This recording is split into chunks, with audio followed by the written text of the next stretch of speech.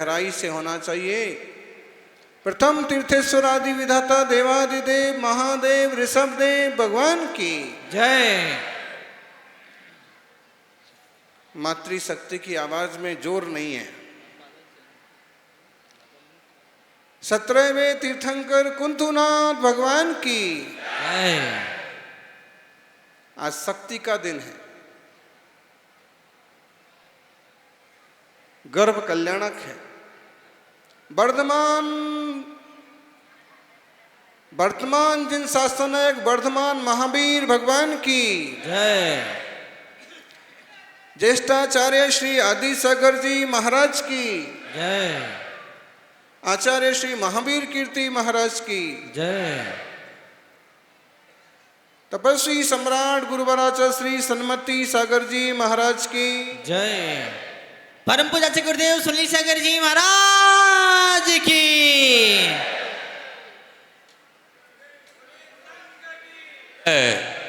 जयकारा गुरुदेव का।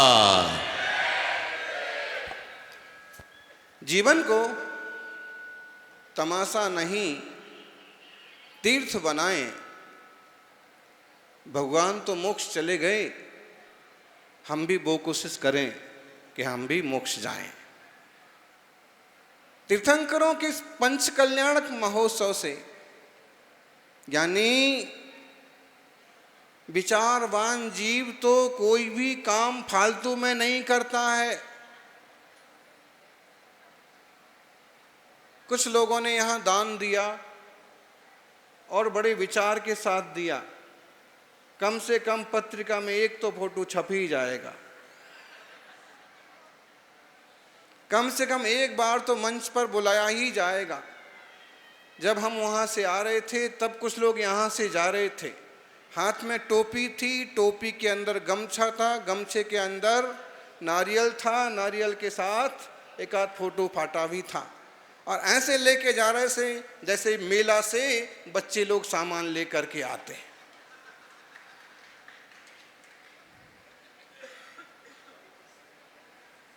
माला भी उसके अंदर थी। इसका मतलब है कि उस व्यक्ति ने कुछ धर्म का, कुछ पुण्य का कार्य किया है और समाज जनों ने उसका सम्मान किया है। उसने विचार किया कि मुझे ऐसा करना चाहिए, इसलिए उसने वैसा किया। और इनने विचार किया कि इतना बड़ा जिसने मन बनाया है उसका एक बार तो नाम आना चाहिए, इसलिए इनने ऐसा किया। बिना विचार के ना उसने कुछ किया, बिना विचार के ना इसने कुछ किया। हमें भी विचार आना चाहिए कि जब तीर्थंकर भगवान का पंच कल्याणक महोत्सव हो रहा है, आज ना खुद आदिनाथ उपस्थित हैं क्या आदिनाथ भगवान उपस्थित? ना कुंथुनाथ भगवान उपस्थित हैं जो आपके नए मूल नायक हैं, वो भी उपस्थित नहीं। असल में जिन सौधर्मेंद्र वगैरह ने कार्यक्रम किया था वो भी कोई हाजिर हैं? नहीं हैं। वो तो छोड़ो, उस जमाने का एक छोटा मोटा भूत भी आ जाएगा तो भी आप यहां बैठे नहीं रह पाओगे।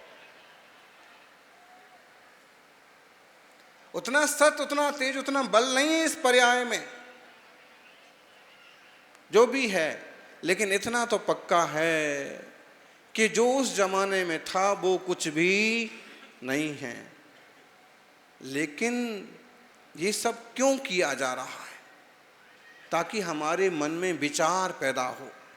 ऐसे ही कोई महापुरुष हुए हैं, ऐसे कोई तीर्थंकर हुए हैं जिनके ऐसे महोत्सव हुए थे। और वो कैसे हो गए?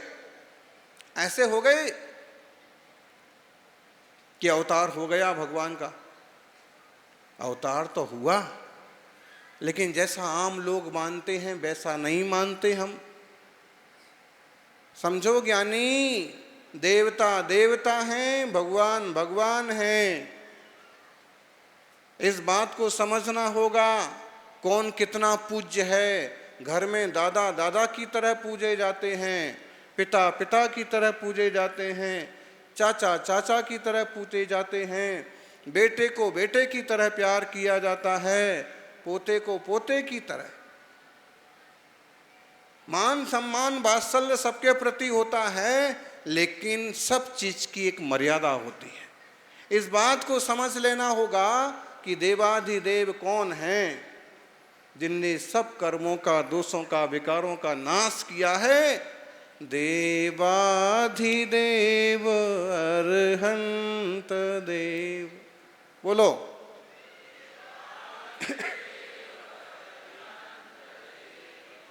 थोड़ा और बोलो।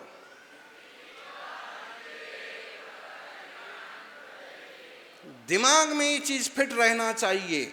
देवाधिदेव कौन है? देवों के देव महादेव। कैसे महादेव?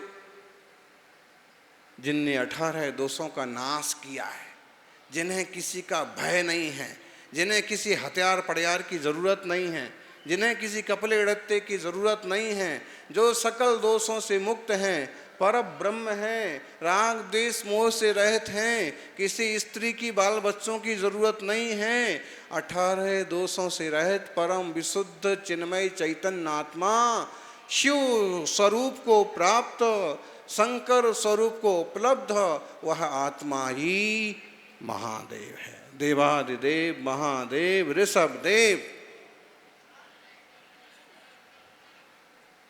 तो सबसे पहला नमस्कार किसको होना चाहिए? बोलो। देवाधिदेव को। भाई चमत्कार तो छोटे छोटे देवता भी दिखा देते हैं, कोई कमी नहीं है। एक जगह मूर्ति दूध पीने लग गई, दूसरी जगह वहां मन्नत मांगो तो पूरी होने लग गई, तीसरी जगह बोले कपड़ा चढ़ाया आओ तो नए कपड़े मिलने लग गए, बच्चे नहीं हो रहे हैं तो झूला रखाओ तो बच्चे होने लग गए। संसार में इस तरह के खेल करने वाले देवताओं की भी कोई कमी। बोलो। लेकिन क्या करें, इन भोले संसारियों को संसार की चीजें चाहिए, इन्हें विचार ही नहीं आ रहा है। 1 लाख रुपए दे करके अकेली टोपी लेकर के जा रहे।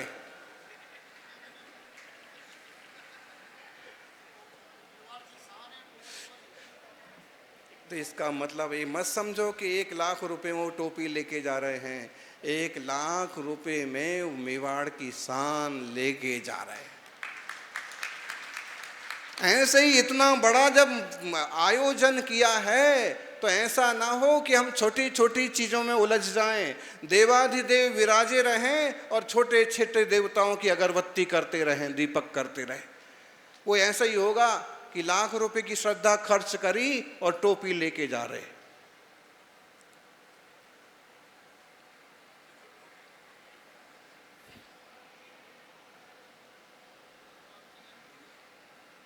भगवान जिनेंद्र क्या चीज है। अरे भवनालय 24 बिंतर देवाण होंती 32 कप्पा मर भवनालय 40 बिंतर देवाण होंती 32 कप्पा मर 24 चंदो सुरो नरो त्रियो 100 इंद्रों से नमस्कृत हैं जो जिनेंद्र हैं। आप भाव समझना, परम पूजनीय कोई हैं तो जिनेंद्र भगवान है। तो क्या करें? देवताओं का अपमान करें? अपमान तो किसी का नहीं करना, चाहे उससे तुम्हारी बने चाहे ना बने, चाहे पसंद आए चाहे ना पसंद आए, उसे आपको आंटी अंकल बोलने की कोई ज़रूरत नहीं है। वो जैसे हैं उनको उनकी जगह रहने दो।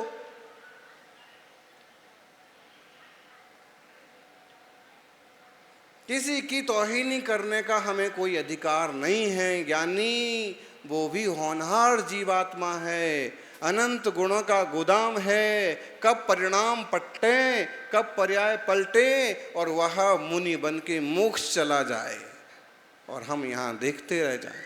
इसलिए चाहे बहू हो कि बेटी, चाहे महिला हो कि स्त्री, चाहे पुरुष हो कि नौकर, कोई भी हो, किसी का भी तिरस्कार करने की जरूरत नहीं है। सम्य दृष्टि जीव का जीवन नपा तुला होता है। अक्षय तृतीया का पर्व है, इसी पर विचार चल रहा है। एक पर्याय वो थी आदिनाथ की जय वर्मा, क्या नाम था? महाबल के पहले जय वर्मा। ऐसा तिरस्कार हुआ कि अंततः वैराग्य के रास्ते पर जाना पड़ा। समझ कम थी लेकिन फिर भी मुनि मुद्रा पसंद आई। कम समझ हो लेकिन पसंद तो अच्छी हो, और एक बार पसंद अच्छी हो गई तो समझ भी आपो आप आ जाती है। जय वर्मा अतृप्त थे, तृष्णा थी, तो अगली पर्याय में महाबल बन गए, राजा बन गए, शक्तिशाली, नाम भी महाबल हो गया। यानी ऐसे दोस्त बहुत मिलेंगे आपको जो कहेंगे एक बार पी लो, कभी इसका भी तो स्वाद लो। कभी पी है आपने? किस किस ने पी है? झूठ मत बोलो, झूठ बोले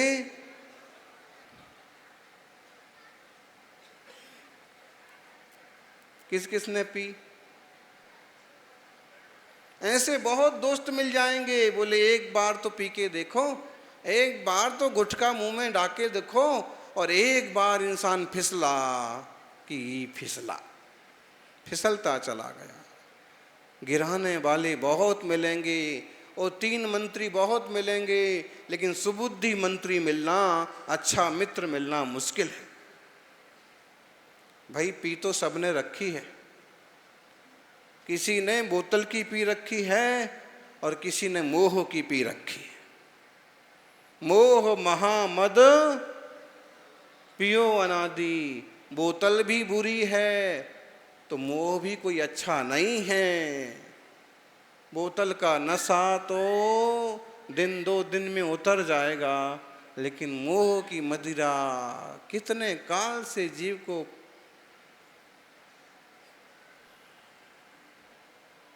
मातृ शक्तियों सुनो, कैसे संस्कार बन जाते हैं। जय वर्मा की पत्नी का नाम महापुराण में पढ़िए, धनश्री। अगले भाव में जब ये महाबल हुए तो वह पूर्व भाव का जीव किसी और पर्याय में पहुंच गया, उसका नाम हुआ निर्नामिका। कितना पतन हो गया। एक राजा की पत्नी थे, उसके बाद ऐसा पतन हुआ कि नाम ही नहीं रह गया, कहीं नौकर चाकर हो गए। लेकिन अगले भाव में फिर जब महाबल का जीव स्वर्ग गया, स्वर्ग में देव हुआ ललितांग, तो निर्नामिका का जीव जो साधारण जीव, वो वहां जाके स्वयं प्रभा नाम का उनकी देवी हो गए। भाव के संस्कार चलते हैं। बनावत बैठे ना इतने सारे,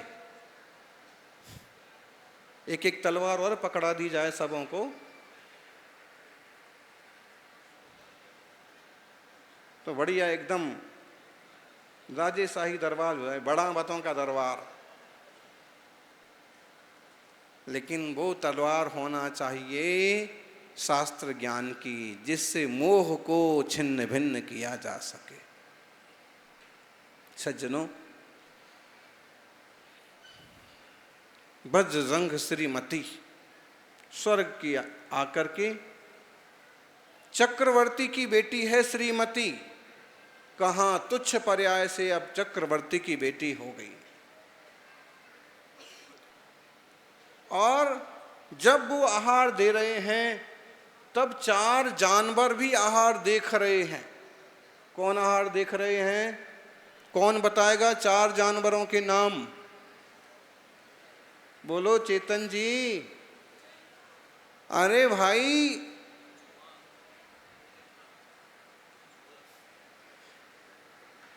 कौन बताएगा? माताओं, आदिनाथ स्वामी बज्रजंग की पर्याय में हैं, श्रीमती उनकी पत्नी हैं, दोनों जंगल में पड़गाहन कर रहे हैं। उस समय उनके जो 4 मंत्री वगैरह हैं वे तो हैं ही उपस्थित, मतिवर मंत्री, सेनापति, पुरोहित और नगर सेठ, वो तो हैं हाजिर। लेकिन 4 जानवर और आ गए आहार देखने के लिए। कौन कौन है वो? बंदर, नेवला, व्याघ्र और सिंहा। बहुत बढ़िया, ये स्वाध्यायी जीव है। विचार करना, आहार कौन देख रहा है? आहार की अनुमोदना कौन कर रहा है? हाँ, एक दिन हमारा आहार हुआ, भीड़ बहुत हो गई, बाहर से लोग चिल्ला रहे हटो हटो हमको देखने दो, हटो हटो हमको देखने दो। तो हमें विचार आया, ये आ गए बंदर, नेवला, सुअर और क्या बोलेंगे अब? भाई, अनुमोदना करने का, देखने का अधिकार तो उनका है। किनका? मुनिराज आहार कर रहे हैं, मुनिराज के आहार की अनुमोदना करना और देखना, इसका अधिकार किसका है? मूलतः जो आहार दे नहीं पा रहे हैं, और जिनमें पूरी पूरी योग्यता आहार देने की है, वो भी केवल देख करके काम चला रहे हैं, तो समझ लो ये भी उनके बराबर ही हैं।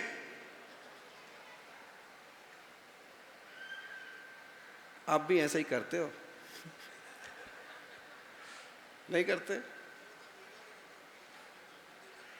हाँ, पंडित जी बोले मुझे बहुत काम करना पड़ते हैं, बोली लगाना पड़ती है, मंदिर देखने जाना पड़ता है, लोगों को इकट्ठा करना पड़ता है, इसलिए मैं देख के काम चला लेता, यहीं से अनुमोदना। ये बात भी ठीक है, आप दूसरे धार्मिक कार्य में लगे हैं, आप किसी और उद्योग में लगे हैं, तो भी अनुमोदना करो। कुछ ऐसे परिवार मिल जाएंगे, गुरुवर सुनाते थे, नागपुर में चतुर्मास हुआ, एक मुमुक्षु परिवार ने चौका लगाया,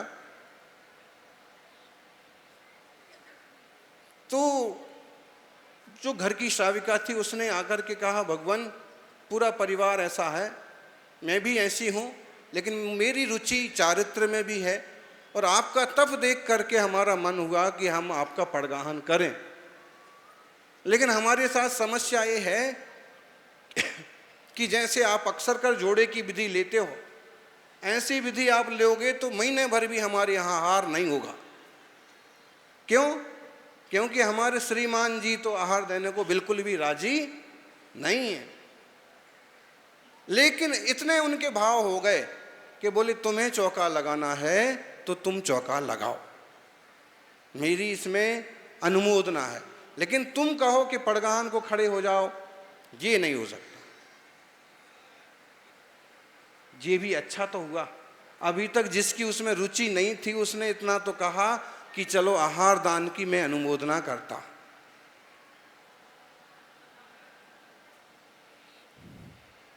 नागपुर की घटना है। फिर योग संयोग की बात कि कुछ दिन हो गए पड़गाहन करते करते पड़गाहन नहीं हुआ, तो उसने अपने पतिदेव को कहा कि देखो जी, रोज महाराज जी तुम्हारी तरफ देखते हैं और तुम जेब में हाथ डाल के खड़े रहते हो।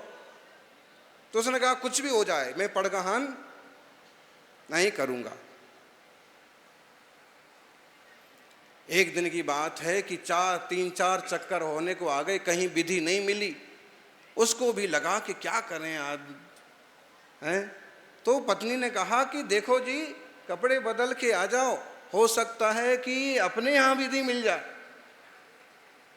उसने कहा कि अच्छा तू कहती है तो बदल लेता हूँ। जल्दी जल्दी गया और फटाफट उसने कपड़े उतारे और दुपट्टा ओढ़ करके आ गया। नए नए लोगों में क्या होता है, धोती पहनना,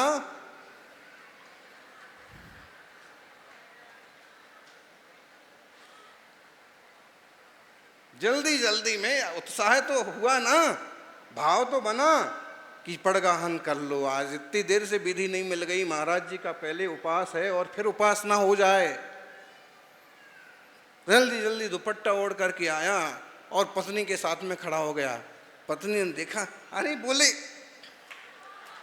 धोती तो पहन के आओ। फिर आदमी भागा भाग गया, धोती पहन के आया, योग संयोग से उन दोनों जीवों के यहाँ तपस्वी सम्राट का पड़गाहन हो गया। ये कहानी बड़ी शिक्षा देती है। 4 मंत्री हैं, वो शायद बिजी हैं इसलिए वो आहार नहीं दे रहे हैं। वो जानवर हैं, वो आहार दे नहीं सकते हैं। इसका मतलब है अगर हम में योग्यता है, परिवार शुद्ध है, खान पान शुद्ध है, खानदान शुद्ध है और हमें बहुत महत्वपूर्ण काम नहीं है, मजबूरी नहीं है, तो अपने घर में शुद्ध आहार बना करके मुनिराजों का पड़गाहन करना ही चाहिए।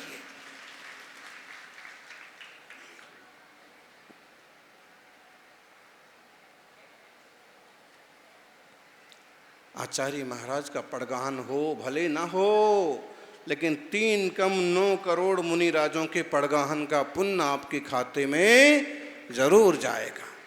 अक्षय तृतीया पर्व केवल आहार दान से नहीं बन गया है।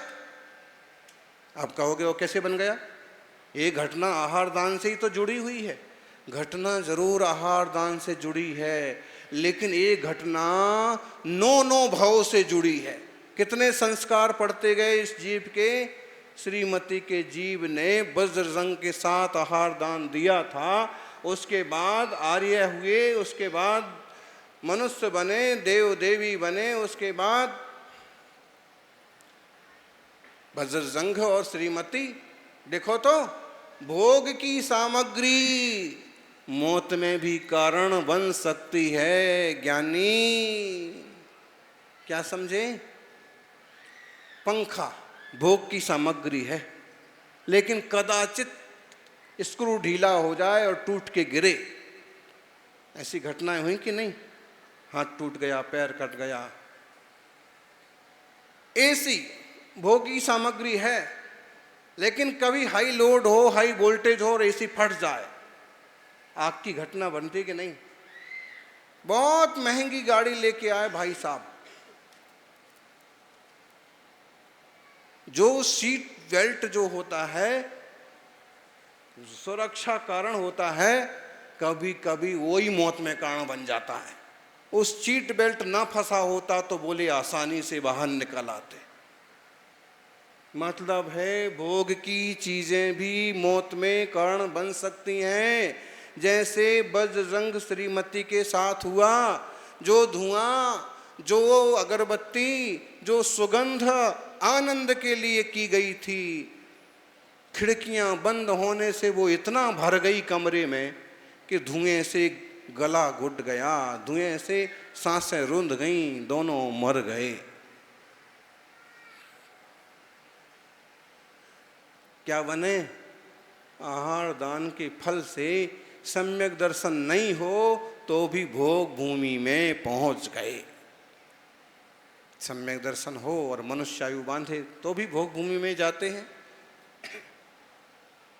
भोग भूमि में जाने के बाद वो जिन मुनिराजों को आहार दिया था, 2 पिछले जन्म उनके बेटे, वो मुनिराज वहां से विहार करते हुए आए। माताओं, किसी से भी दुश्मनी मत बनाओ।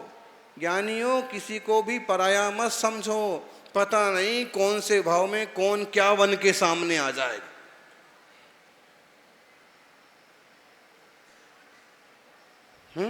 अगर बेटा खराब निकल जाए, खर्चे पर खर्चा करता जाए, अय्यास निकल जाए, तो माँ बाप भी कहने लगते हैं कि ऐसे लगता है कि कोई पुराने जन्म का दुश्मन बेटा बन के आ गया। जब बूढ़े माँ बाप का खूब अपमान करे बहू, बूढ़े माँ बाप का अपमान करे बेटा, मन में ये आता है कि पता नहीं किस जन्म का बैर निकाल रहा है।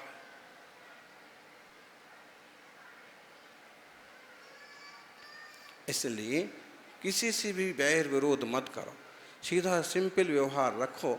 आत्मा शाश्वत है, उलझना नहीं है, सुलझने के लिए हम आए हैं और इस पंच कल्याणक प्रतिष्ठा महोत्सव से सीख करके जाना है।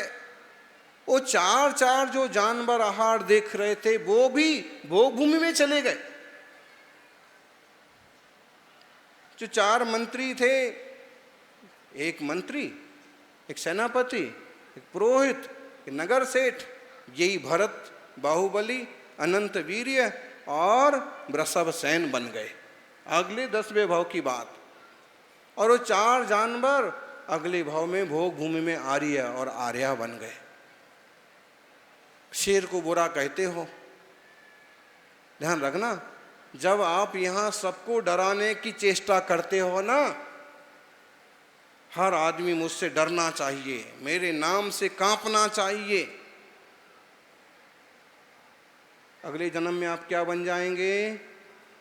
बोलो, शेर बन जाएंगे, बाघ बन जाएंगे। हर आदमी आपके नाम से डरेगा, इतना डरेगा कि आप आदमी के बीच में ही नहीं जा पाओगे, और जाओगे तो या तो आदमी आपको मारेगा या आप। ये अपने परिणामों का फल है, इसलिए कभी बहुत ज्यादा तेज तर्रार बनने की जरूरत नहीं है। सभी मुझसे डरना चाहिए, तो क्या बन गए? सभी डरेंगे आपसे, और जो नहीं डरेगा वो आपको कूट पीट के बराबर कर देगा। भाई ये कसाएं ही तो रुलाती हैं, कबूतर,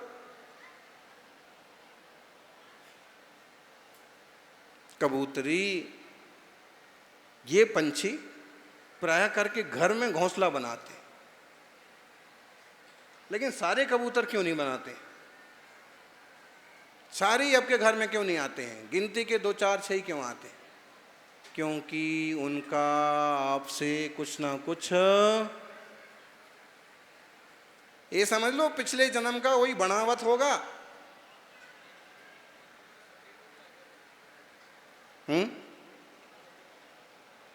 कोई रिश्तेदार होगा। इसलिए त्रियंच जीवों को भी मत सताओ।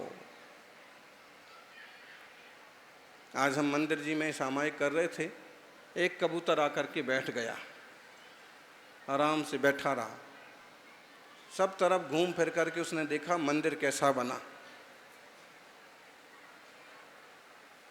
पंचेंद्रीय संगी जीव है, वो भी अपनी सुरक्षा अच्छा बुरा समझते हैं।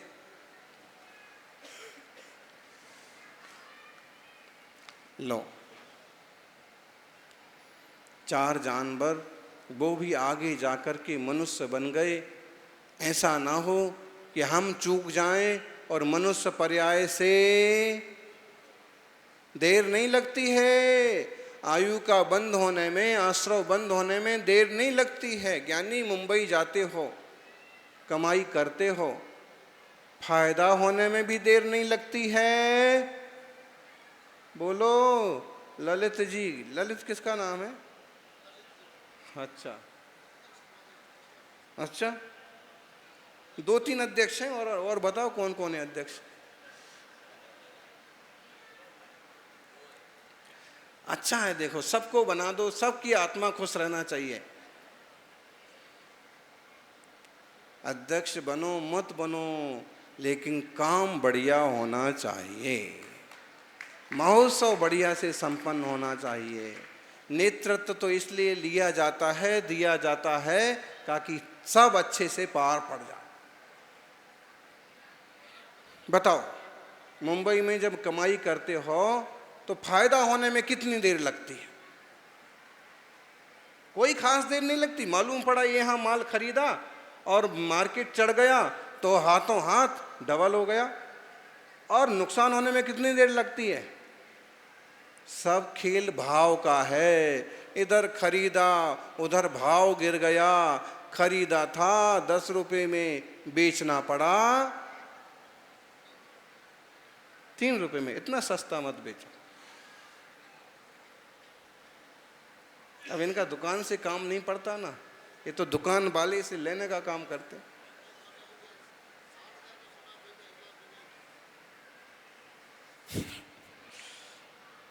बात समझ गए? हमारा उदाहरण क्यों दिया हमने? जैसे वहां भाव का खेल है, ऐसे यहां भी अपने सब भावों का खेल है। भाव चढ़ गए तो आयु देवताओं की बंध जाएगी, भाव गिर गए तो नरक त्रियंच पशु पर्याय भी बंधने में देर नहीं लगती। इसलिए भाव संभालना। आदिनाथ भगवान का जीव भोग भूमि गया, भोग भूमि से फिर स्वर्ग जाते हैं, श्रीधर देव बना। और जो पिछले भाव में पत्नी था वो जीव बन गया सोमप्रभ देव, देव बन गया। स्त्री थी पुरुष बन गई। माताओं, बहुत लोग बहुत मातृशक्ति पूछती हैं कि स्त्री लिंग का छेद कैसे हो। स्त्री लिंग का छेद तो बिना संयुक्त के भी हो जाता है, बिना व्रत के भी हो जाता है और संसार चलता रहता है। लेकिन सम्यक दर्शन के साथ जब स्त्री पर्याय का छेद होता है तो जीव थोड़े भाव में संसार के पार चला जाता है। इसलिए सम्यक दर्शन प्राप्त करो, आत्म तत्व का बोध करो। स्वयं प्रभ देव बन गया। देवताओं की पूजा नहीं होती है, सुन लो। भगवान की समौषण में, भगवान की प्रभावना में किसी की विशेष जिम्मेदारी है तो उनका विशेष मान सम्मान भले हो जाए, लेकिन पूजा तो देवाधिदेव की होती है। अब श्रीधर देव हैं, स्वयं प्रभा देवी हैं, अब ये स्वयं प्रभ देव बन गए, मर गए, पर्याय बदल गई। फिर वहां से आकर के सुविधि नाम के राजा बन गए। देवताओं के सुख बहुत होते हैं, इतना सा धर्म ध्यान करोगे इतने बड़े देव बनोगे, हजारों सालों तक पर्याय शांति से कट जाएगी। पंचम काल के बाद छठे काल के दुख नहीं देखना पड़ेंगे। इसलिए जिनको छठे काल के दुख नहीं देखना वो धर्म में मन लगाओ। व्यापार भी करो तो घंटा 2 घंटा धर्म ध्यान को भी निकालो। सुविधि राजा बन गई, सुविधि राजा। और वो जो जीव था ना, जो प्रतीन्द्र बन गया था, पत्नी वाला जीव, वो आकर के बेटा बन गया, केशव नाम हो गया। क्या नाम हो गया? सुविधि राजा का केशव नाम का पुत्र बन गया, श्रीमती का जीव। किसको पत्नी बोलते हो? किसको गाली देते हो? किसको तुच्छ समझते हो? पर्याय बदलते देर नहीं लगती। पुत्र बन गया। मादा भी होदी दूधा दूधा मादुत्तणम पुणो वेदी पुरुषो भी तथ्य इत्थि पुमम च अपुमम होई जगे। इस संसार में माँ बेटी हो जाए, बेटी माँ हो जाए, स्त्री बन जाए, पिता पुत्र हो जाए, देर नहीं लगती। बहुरूपीय की तरह पर्याय बदलती रहती।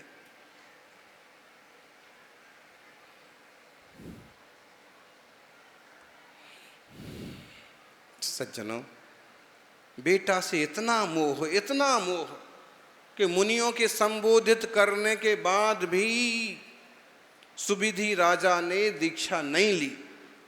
उन्होंने कहा, आप मुझे 2 प्रतिमा दे दो, अणुव्रत दे दो, व्रती बना दो, मैं व्रती बनकर के राज में रहूंगा और अपने पुत्र के साथ ही धर्म ध्यान करूंगा। अणुव्रती बन गए तो दुर्गति तो नहीं होगी, लेकिन ये आदिनाथ का जीव भी उस पर्याय में मुनि नहीं बन पाया।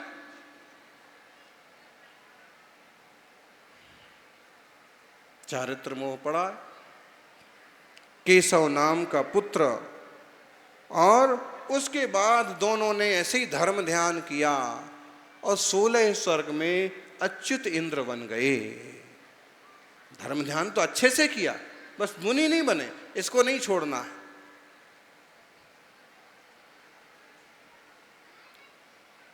अच्युत इंद्र हो गए। अच्युत इंद्र के बाद वहां से चह करके वज्रनाभि की पर्याय में आए। वज्रनाभि की वैराग्य भावना पढ़ी आप लोगों ने।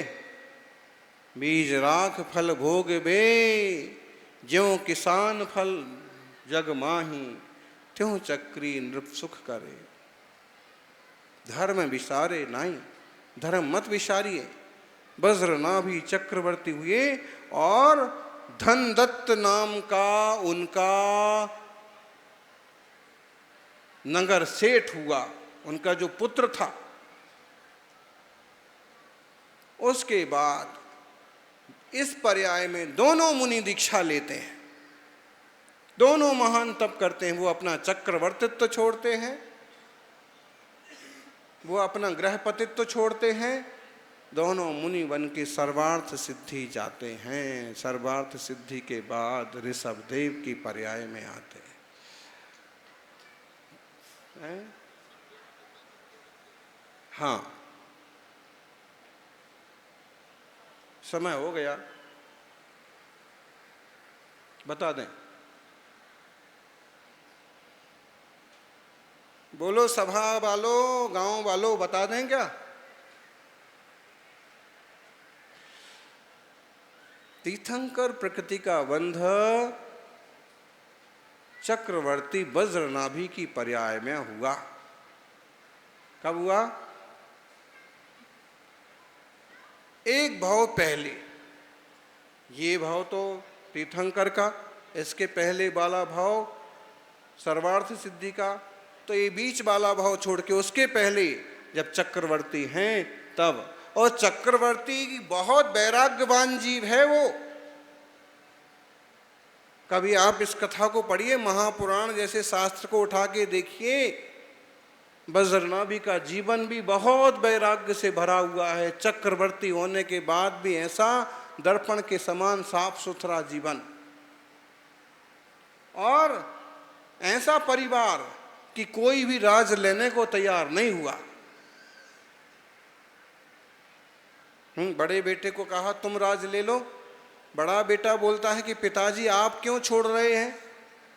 तो बोले कि बेटा संसार में कोई सुख नहीं है, इसलिए अब मैं तपस्या करूंगा।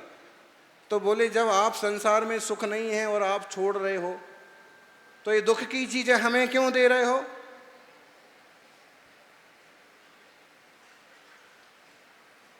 बड़ा सुंदर कथानक है वज्र नाभि चक्रवर्ती का, और वही प्रभु आदिनाथ बने। अपन इस चरित्र को और समझेंगे। आज 2-3 बातें तो पक्की हो गई। आत्मा शाश्वत है, जन्म बदलते रहते हैं, कोई कुछ बन जाता है, कोई कुछ बन जाता है। अपने भावों का ही सब खेल है, इसलिए अपन अपने भावों को सुधारने का कोशिश करेंगे। भाव सुधर जाएंगे तो भाव भी सुधर जाएंगे। जय बोलिए 24 तीर्थंकर भगवान की। अक्षय तृतीया महोत्सव की।